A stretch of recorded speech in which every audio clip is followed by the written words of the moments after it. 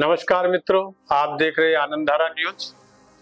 हमारे साथ हैं एडवोकेट चांद आलम जी, जिन्होंने बीएससी, एमसीए और एलएलबी की जो है शिक्षा ग्रहण की हुई है, और वकील साहब जो है साइबर लॉ के जो है बहुत एक्सपर्ट हैं।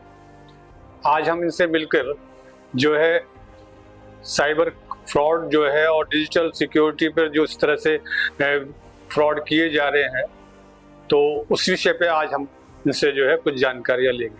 नमस्कार, मेरा नाम चांद आलम है। मैं एडवोकेट साइबर में प्रैक्टिस करता हूं। मैं आनंदधारा न्यूज़ चैनल को जो भी है सबको धन्यवाद करता हूं कि वो प्लेटफॉर्म पे यहाँ मुझे लेकर आए और साइबर के बारे में जागरूक करने के लिए मुझे इस प्लेटफॉर्म पे एक माध्यम बनाया। वकील साहब, सबसे पहले हम साइबर लॉ के बारे में हम जानना चाहेंगे, आखिर ये है क्या और आम आदमी में इसके लिए क्या अहमियत है? साइबर लॉ मतलब ये है कि आईटी एक्ट 2000 में ये डेवलप हुआ था, जो कि एक संविधान के तौर पर एक लॉ बनाया गया, जिसमें साइबर लॉ जो है, ये जो साइबर फ्रॉड हो रहा है उसके बचाव के लिए एक लॉ बनाया गया है तथा इसके लिए बहुत जागरूक होना जरूरी है, क्योंकि साइबर लॉ की जानकारी के लिए आपको कंप्यूटर्स, इलेक्ट्रॉनिक जो फोन वगैरह उसकी डीपली जानकारी होनी चाहिए, प्लस आईटी एक्ट तथा आईटी सेक्टर में वेबसाइट, अदर चीजों की डीपली जानकारी होनी चाहिए, जिससे आपका बचाव हो सके। वकील साहब, आजकल जो है ऑनलाइन यूपीआई के द्वारा फ्रॉड हो रहे हैं और जो है कुछ डिजिटल अरेस्ट वगैरह ये सब जो है शिकायतें देखने में आ रही है, उनके साथ ठगी हो रही है डिजिटल अरेस्ट के नाम पे। तो इसके लिए क्या क्या सावधानी आम आदमी को लेनी चाहिए? कहीं ना कहीं हमारे आम आदमी की, यानी हमारे लोगों के बीच में उपस्थित हैं, उन्हें पूर्ण रूप से साइबर क्राइम या साइबर फ्रॉड कैसे हो रहा है, कैसे बचाओ, उसकी जानकारी नहीं है। जैसे कि अपना डाटा स्वयं वो किसी न किसी प्लेटफॉर्म, सोशल प्लेटफॉर्म जो वेबसाइट उसमें दे देते हैं, यानी कोई भी अपनी पर्सनल फोटो किसी भी पर्टिकुलर कोई भी लिंक पर क्लिक ना करे। जागरूक रहें कि भाई आपको कहीं भी बिला वजह कुछ भी अपने इलेक्ट्रॉनिक फोन या कंप्यूटर में कोई भी ऐसी चीज एक्सेप्ट ना करें, या कोई ऐसा एप्लीकेशन जो ऑथेंटिकेशन ना हो, यानी कि लगे कि ये कहीं ना कहीं हमें नुकसान पहुंचाएगा, उसे डाउनलोड ना करें। आजकल वकील साहब यूपीआई के माध्यम से बहुत स्कैम देखने में आ रहे हैं, तो इसके लिए जो है क्या बचाव किया जाए? अगर क्राइम हो चुका है तो फिर उसके लिए क्या करना चाहिए व्यक्ति? यूपीआई के माध्यम से यदि आपका कोई पैसा चला जाता है, उसके बचाव तुरंत आप 24 घंटे के अंदर सबसे पहले 1930 पे कॉल करें, जो कि मंत्रालय द्वारा एक वेबसाइट बनाई गई है, उस पर टोल फ्री दिया गया है, गवर्नमेंट द्वारा जारी किया हुआ है। तथा उसके बाद अगर 24 घंटे के अदर यानी ज्यादा हो गया है, तो आप पर्टिकुलर एक वेबसाइट दी गई है cybercrime.gov.in, उस पे जाकर अपनी शिकायत सबमिट कर सकते हैं। और इससे पहले आप अपनी बैंक को पहले सूचना दें, तुरंत toll free number already bank का जो ऑथराइज हो उसी भी दें। किसी गूगल पे सर्च कर ना जाएं, उससे भी आपके साथ फ्रॉड हो सकता है, उसका भी बचाव रखें। तथा यदि आपका पैसा चला जाता है और उसके बाद बैंक में लीन हो जाता है, तो आप इसको कोर्ट के माध्यम से अपना पैसा वापस पा सकते हैं। या ये मत सोचे कि आपका पैसा चला गया और आप उसकी शिकायत ना करें। तुरंत 1930 और मंत्रालय द्वारा जारी की गई वेबसाइट cybercrime.gov.in पर जाएं और शिकायत सबमिट करें। वकील साहब, लोग अक्सर पासवर्ड को और जो डेटा सिक्योरिटी के बारे में बहुत हल्के में उसे लेते हैं जी। तो इसके लिए आम आदमी को क्या सावधानी लेनी चाहिए, जिससे ये पासवर्ड और जो है डेटा, पासवर्ड भी सिक्योर रहे और जो है डेटा भी जो है सिक्योर रहे? ये आम आदमी को सबसे पहले देखना चाहिए कि आप जो पासवर्ड डाल रहे हैं, वो क्या आप सिंपल डाल रहे हैं, या अपने नाम से डाल रहे हैं, या फोन नंबर से डालें, या घर का मेंबर है कोई उसके नाम से।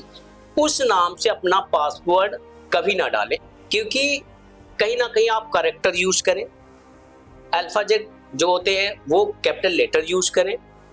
तथा सेकंड, ऑथेंटिकेशन में जाएं और अपनी सिक्योरिटी उसमें मजबूत करके तब उस पर पासवर्ड डालें, तभी आपका डाटा सिक्योर रहेगा और आप भी सिक्योर रहेंगे।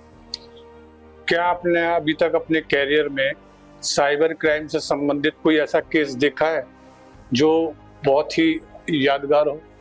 जी, कई सारे केसेस हैं, जैसे कि डिजिटल अरेस्ट हो गया, ट्रेड मार्किंग हो गया, हनी ट्रैप हो गया, और जॉब से रिलेटेड तो पता नहीं कितने केसेस हैं जिससे कि आजकल फ्रॉड हो रहा है। जैसे कि अभी जॉब से रिलेटेड मैं बताऊं, एक हस्बैंड वाइफ है, रात का समय है, वाइफ क्या कर रही है, जॉब सर्च कर रही है, उसे क्या किया, साइबर फ्रॉड ने फंसा लिया। अपने अकाउंट से तो पैसे दे दिए, दूसरे अकाउंट, अपनी सास के अकाउंट से भी पैसे दे दिए उसने। जब फ्रॉड उसका हो गया 7 लाख का, तब अपने पति को वो जगाती है। तो ये यादगारी है। प्लस डिजिटल अरेस्ट में बताऊं, डिजिटल अरेस्ट में अधिकतर अब क्या हो रहा है कि वो इतना भयभीत कर लेते हैं कि क्या करते हैं, एक पर्टिकुलर पर्सन को फोन को कट करने नहीं देते, यानी कि दूसरे से अगर वो बात करेगा तो कहीं ना कहीं उसका माइंड डाइवर्ट होगा। डिजिटल अरेस्ट का खेल माइंड डाइवर्ट का है, वो उसका माइंड डाइवर्ट नहीं करने देते, इतना डरा देते हैं कि स्वयं अधिकारी, SHO वगैरह, स्वयं जज, स्वयं वकील एक पर्टिकुलर प्लेटफॉर्म बनाकर वो रखे होते हैं और उन्हें इतना धमकाते हैं कि हम ऐसे सेटलमेंट कर देंगे, आप इतने दे दो। वो डिजिटल अरेस्ट 2 दिन 3 दिन ऐसे ही करके रखते हैं। यदि बैटरी डाउन भी होती है तो भी वो चार्जिंग पे लगवा के रखते हैं कि दूसरे पर्सन से बात ना कर ले, जिससे कि वो समझ जाए कि उसके साथ साइबर फ्रॉड होने वाला है। तो युवा जो है उनको आप क्या संदेश देना चाहेंगे कि जो साइबर जो है लॉ में अपना कैरियर बनाना चाहते हैं? मैं तो यही कहूंगा कि लॉ की जानकारी सभी को होना चाहिए। साइबर फ्रॉड की जानकारी तो हमारे हिसाब से महिलाओं को और जो हमारे साथी हैं अधिकतर उनको इसलिए होनी चाहिए, तथा इसमें करियर बनाने का बताओ कि इसमें इंडस्ट्रीज जो हैं कई सारी, वो साइबर फ्रॉड में जॉब दे रही हैं।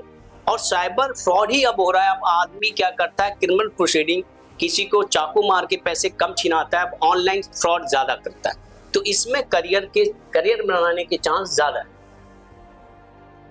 अंत में आम जनता के लिए आप क्या संदेश देना चाहेंगे? आम जनता के लिए यही संदेश है कि किसी भी जैसे फोन का जो यूज कर रहे हैं या लैपटॉप को यूज कर रहे हैं, कोई भी अगर SMS आए उसे ऐसे ही क्लिक ना करें, अपना पासवर्ड सिक्योर रखें, प्लस अपनी जो घर की यानी कि अपनी फोटोग्राफ्स कहीं भी ऐसे कोई प्लेटफॉर्म पे मामूली से शेयर ना करें।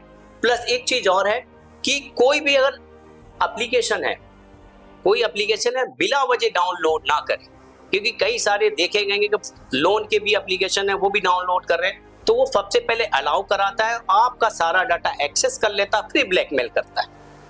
तो सतर्क रहें, ये आपकी सावधानी स्वयं की है कि आप सावधान रहेंगे तो अपने आप कुछ आपके साथ साइबर फ्रॉड नहीं होगी। धन्यवाद चांद आलम जी, आपने जो इतनी महत्वपूर्ण जानकारी हमारे दर्शकों को दी है, तो इसके लिए हम चैनल की तरफ से आपका आभार व्यक्त करते हैं।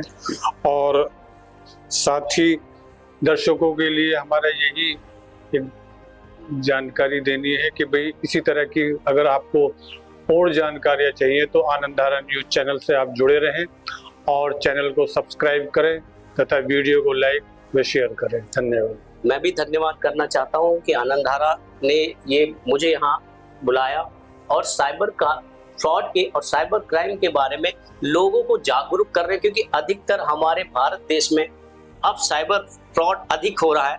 अब इस मुहिम में आनंदधारा चैनल और न्यूज़ चैनल पुरजोर से अपना समर्थन दे रहा है, तथा मैं दर्शकों को भी धन्यवाद करना चाहता हूं कि वो भी इस आनंदधारा न्यूज़ चैनल को देखें और साइबर फ्रॉड, साइबर क्राइम से लोगों को जागरूक करें और बचाएं।